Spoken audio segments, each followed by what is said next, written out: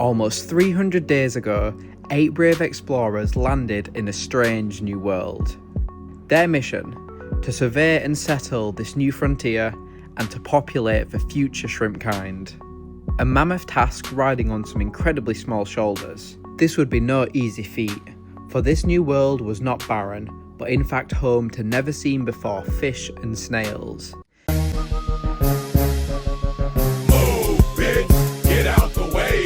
If the shrimp are to succeed in their mission, they must learn and adapt to coexist with their neighbours to create a better future for all.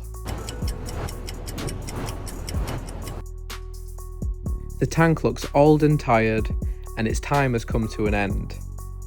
The shrimp live on, but at a glance their numbers appear far from impressive. Yes, they've survived, but have they thrived? Let's tear down this tank and find out.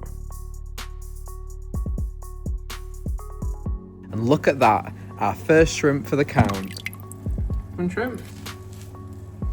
Into the pot you go. And so it begins, the shrimp count. With the water level lowered, more of the shrimp are visible in the foreground. And despite starting off with 8 dark blue shrimp, we can see that in fact some of their offspring are actually red. We can now start removing the plants and hardscape, most of which is suitable to be reused in other setups. I always place them in a tub of tank water for storage, and as well as that I can guarantee no matter how much you dip and shake the plants and wood, a few pesky shrimp will always manage to hold on, so it's better for them to be safe and in some water. 1 hour later, and to my surprise, the water hadn't cleared up at all. I bet those Corys are sifting the sand and kicking up all that dirt and mulm. If we want to take a better look at those shrimp, I guess we'll have to take out the pandas.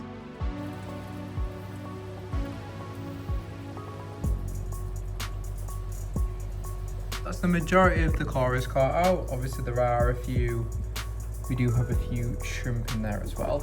Add them into the blue and black bowl. Get out my little friends.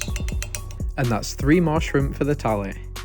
And with the Corys acclimated, they can join some of their siblings in this lovely larger tank. Whee! Beautiful. Beautiful.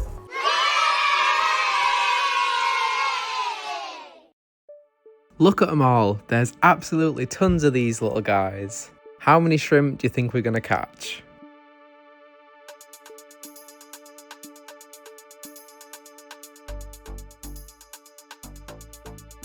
Right, here is the first batch, and as you can see, almost all of them are dark blue and black, but we do have a few reds and a few wild grey and clay ones, which I'll be recording as others.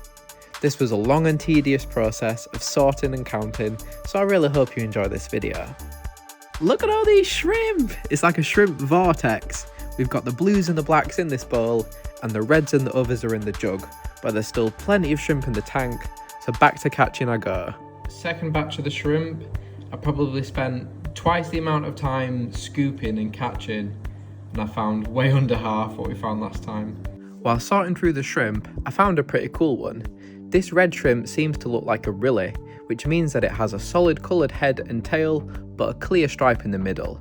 I find it fascinating that despite looking very different, this one descended from a black and blue shrimp. I took out the sponge filter and kept it running in the tub to maintain all the beneficial bacteria. This is perfect to use in a new tank to effectively jumpstart the cycle. I drained out most of the remaining water, leaving just a few centimetres. There were probably still loads of shrimp in there, but by this time it was getting quite late and it was almost time to call it a day. The shrimp would be fine in the containers overnight, but I refreshed some of the water and added some plants and moss to make their temporary accommodation a little bit more comfortable. Night night and sweet dreams, little shrimpies. What a magnificent way to spend the morning. Scouring through the substrate for snail shells, catching out the live ones, mainly consisting of ram's horns, a few trumpets and bladder snails too, and of course, catching out the final shrimp from both the tank and the tub, most of which were absolutely tiny.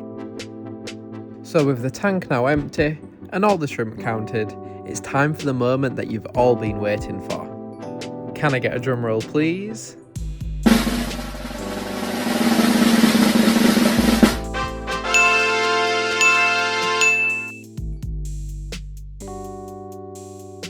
From a starting group of just 8 shrimp, the colony grew to a total of 149 in just 300 days. That's an increase of 141 shrimp, equating to a group 18.6 times larger than from when it started.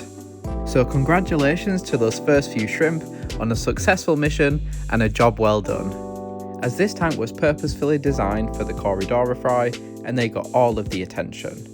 I didn't even feed shrimp specific food, and at some points there were over 50 Cory fry in here, meaning the shrimp were in constant competition for both food and space. But despite this, I'm more than happy with the increase in population, and I think it displays perfectly how easy to care for and hands-off neocaridina shrimp are. I'm certain that with a more purposefully built aquarium, some small changes and a lot more care and attention, both you and I could breed way more shrimp in a fraction of the time span. But that's a different video for another time. So thanks for watching. Let me know how your shrimp breeding experiences compare to mine, because my ears are always open when it comes to shrimp.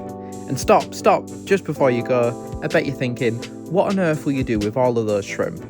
Well, I've made a unique new home for them, and the video is either out very soon or it's on your screen now, so check that out, like, comment, subscribe, have a shrimptastic day everyone, and hopefully I'll see you later shrimp friends.